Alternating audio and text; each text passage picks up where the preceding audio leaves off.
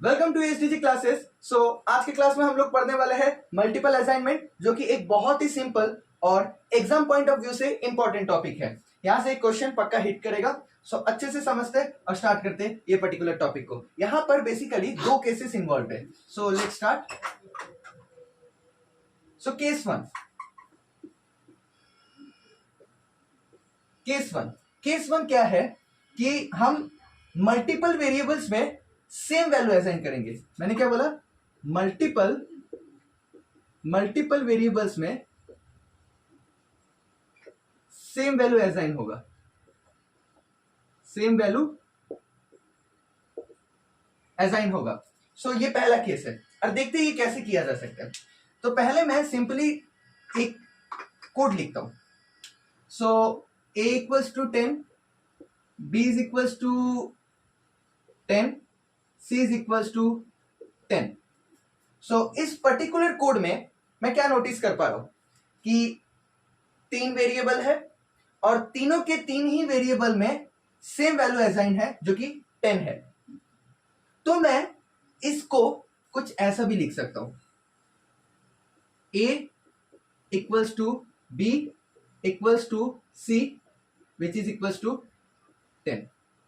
और यही लाइन को, इसी पर्टिकुलर लाइन को केस वन होल्ड कर रहा है, अर्थात मल्टीपल वेरिएबल्स में सेम वैल्यू असाइन हो रहा है। और हम लोग को पता है कि ये असाइनमेंट होता कैसे है।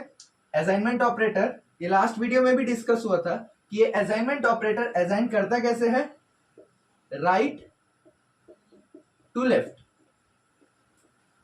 सिंपल। अब क्या है कि ये 10 सी में आ रहा है, सी का वैल्यू बी में आ रहा है और बी का वैल्यू ए में आ रहा है। सिंपल। ये क्या है कि सेम ये तीन वेरिएबल में ए बी एंड सी, इसमें ये सेम वैल्यू 10 असाइन हो जा रहे और इससे हम लोग अपने केस वन को कंप्लीट कर दे रहे।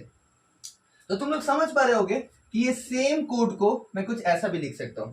It is valid when multiple variables are having same value. Simple. Now let's move to the second case. और जो क्वेश्चन अराइज होता है ना, वो बेसिकली ना सेकंड केस से ही आता है। क्यों, वो चीज को भी देखते हैं। ओके। केस टू, एंड मुझे पता चल गया कि तुम लोग को समझ में आ गया केस टू क्या होगा, कि मल्टीपल वेरिएबल्स में मल्टीपल वैल्यूज असाइन होंगे। क्या बोला मैंने? मल्टीपल वेरिएबल्स में मल्टीपल वैल्यूज असाइन कर रहे हैं।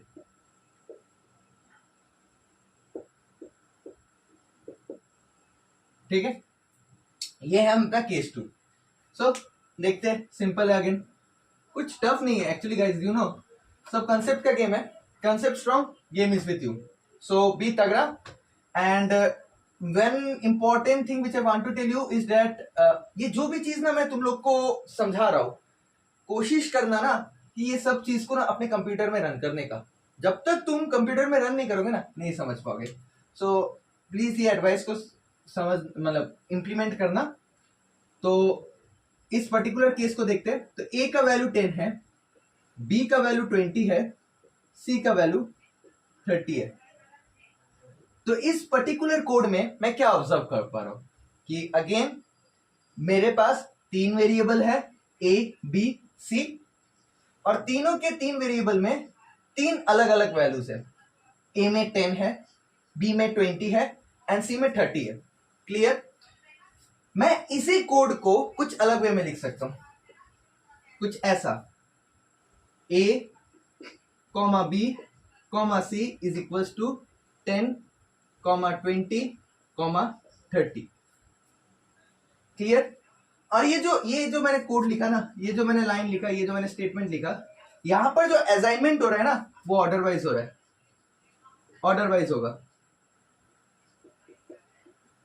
ऑर्डर वाइज होगा। असाइनमेंट जो होगा वो ऑर्डर वाइज होगा। इसका मतलब क्या है कि ये 10 ए में ही आएगा, ये 20 बी में ही आएगा और ये 30 सी में ही आएगा।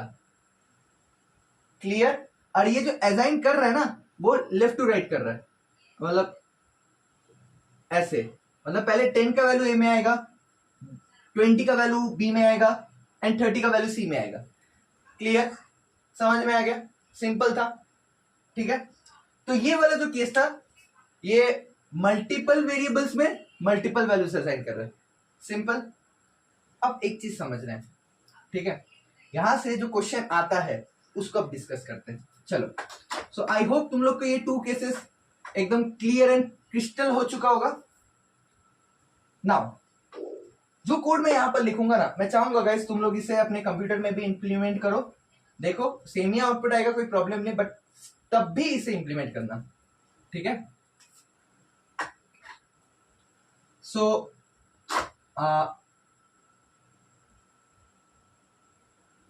सपोज लिखा है a comma B is equals to 10 comma 20, ठीक है। a comma B is equals to 10 comma 20, c comma d is equals to a plus 10 b plus 10,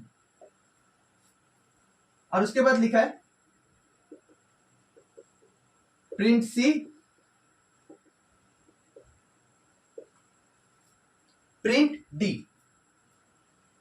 अब समझना है, ठीक है, starting from this line, from the first statement, ये 10 का value जैसे मैंने बोला असाइनमेंट जो हो रहा है ये जो left to right order wise, so 10 किस में जा रहा है, ए में जा रहा है, ठीक, और ये 20 किस में जा रहा है, बी में जा रहा है। बहुत बढ़िया। सो ए का वैल्यू क्या है 10, बी का वैल्यू क्या है 20। क्लियर। अब ये वाला स्टेटमेंट को देखते हैं, ठीक है। सो यहां पर क्या लिखा है a प्लस 10। अब a का वैल्यू क्या है, a का वैल्यू है 10, और 10 के साथ यदि मैं 10 प्लस करूं तो मुझे मिलेगा 20, सिंपल। अब इसको देखते हैं b प्लस 10, तो b का वैल्यू क्या है, मैं जैसे कि देख पा रहा हूं ये 20 इसमें असाइन हो रहा है, तो b का वैल्यू 20 है, ठीक, और उसके साथ मैं 10 प्लस कर रहा हूं तो बना 30। अब देखो 20 कॉमा 30 है, तो मैंने क्या बोला ऑर्डर वाइज होता है, तो 20 चला जाएगा C में और 30 चला जाएगा D में, और प्रिंट C मुझे क्या आउटपुट देगा, देन आउटपुट क्या हो जाएगा,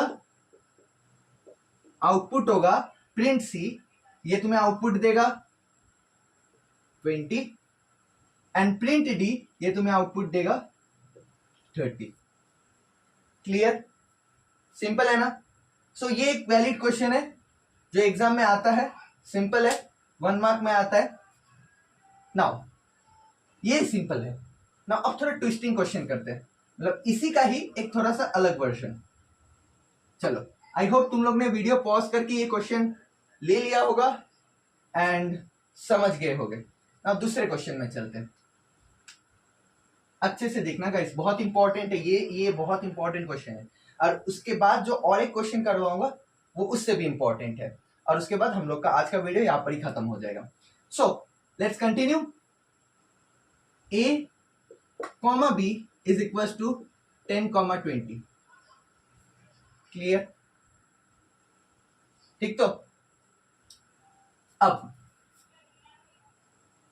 c comma d is equal to a plus 10 a plus 20, ठीक, उसके बाद है प्रिंट C प्रिंट D। अब समझना है गाइस, बहुत इंपॉर्टेंट है। सो पहले स्टेटमेंट से स्टार्ट करते हैं, ठीक। अगेन ये सेकेंड केस है, मल्टीपल वेरिएबल्स में मल्टीपल वैल्यूज असाइन हो रहे हैं, तो असाइनमेंट होगा कैसे, लेफ्ट टू राइट से जाएंगे ऑर्डर वाइज। सो ये 10 चला जाएगा A में और ये 20 चला जाएगा B में। अब नेक्स्ट स्टेटमेंट देखते हैं जो कि एक्चुअली इंपॉर्टेंट है। यहां पर C कॉमा D लिखा और यहां पर B का वैल्यू यूज ही नहीं किया, तो यहां पर ये जो B का वैल्यू दिया है ना, ये कंफ्यूजन के लिए दिया है, घबरा मत जाना, ठीक है।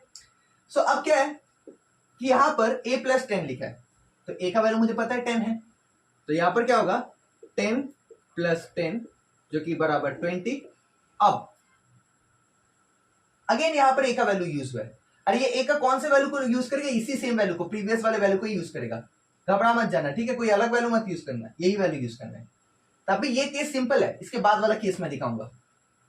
सो यहां पर क्या होगा, ए का वैल्यू अगेन मुझे पता है 10 है, सो 10 उसके साथ यदि मैं 20 प्लस करूं तो मुझे मिलेगा 30। ठीक, समझ में आ रहा है ना गाइस, समझ में आ रहा होगा, आई थिंक क्लियर है। सो अब ये 20 इसमें चला जाएगा, ठीक, और ये 30 इसमें चला जाएगा। देन आउटपुट क्या होगा इसका,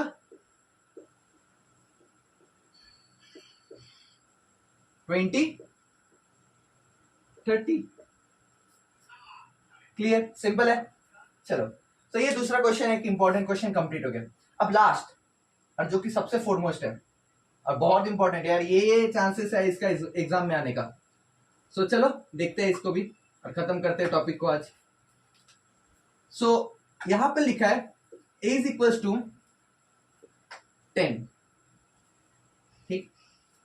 उसके बाद लिखा है a comma a is equal to a plus 10, a plus 20, a plus 30। चलो बढ़िया है, बढ़िया क्वेश्चन दिया। उसके बाद है लास्ट में प्रिंट a, ठीक, समझ में आ रहा है। अब यहां पर कैसा क्या क्या हो रहा है कि यहां पर तीन ही सेम वेरिएबल का मैंने इस्तेमाल किया है, a comma a equals to a plus 10, a plus 20, a plus 30। कुछ ज्यादा कुछ नहीं करना, कंसेप्ट को सिर्फ फॉलो अप करना है, ठीक है, कंसेप्ट को सिर्फ फॉलो अप करना है। तो जैसे कंसेप्ट तो वैसे ही चलेगा कि यहां पर a के प्रीवियस वैल्यू को इस्तेमाल किया जाएगा जो कि 10 है। तो यहां पर हो गया a प्लस 10 मतलब 10 प्लस 10 जो कि बराबर 20।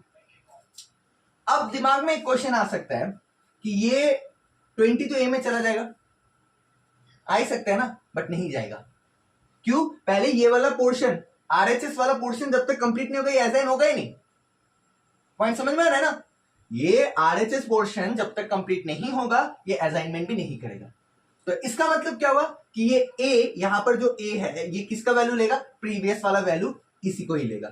तो यहां पर क्या होगा 10 प्लस 20 जो कि हो गया 30, यहां पर 10 प्लस 30 जो कि हो गया 40। अब यहां पर असाइनमेंट होगा, ये a में गया 20, फिर वही सेम a में गया 30, और उसके बाद ये सेम ही a में गया 40। तो हम कौन से a के वैल्यू को कंसीडर करेगा, लास्ट चेंज वाले, इस वाले a के लास्ट चेंज वैल्यू जो होगा उस वेरिएबल का उसी को ही कंसीडर करेंगे। लास्ट चेंज क्या है, ये जो कि है 40। सो आउटपुट क्या होगा, आउटपुट होगा 40। क्लियर, समझ में आ रहा है। क्या टफ था, क्या ये टॉपिक टफ था, नहीं था, बट यस कंसेप्ट वीक होने से यही सेम टॉपिक टफ हो सकता है। सो गाइज मेरा तुम लोग से बस यही रिक्वेस्ट है कि तुम लोग ये सब चीज को ना अपने कंप्यूटर में इंप्लीमेंट करो, ठीक है।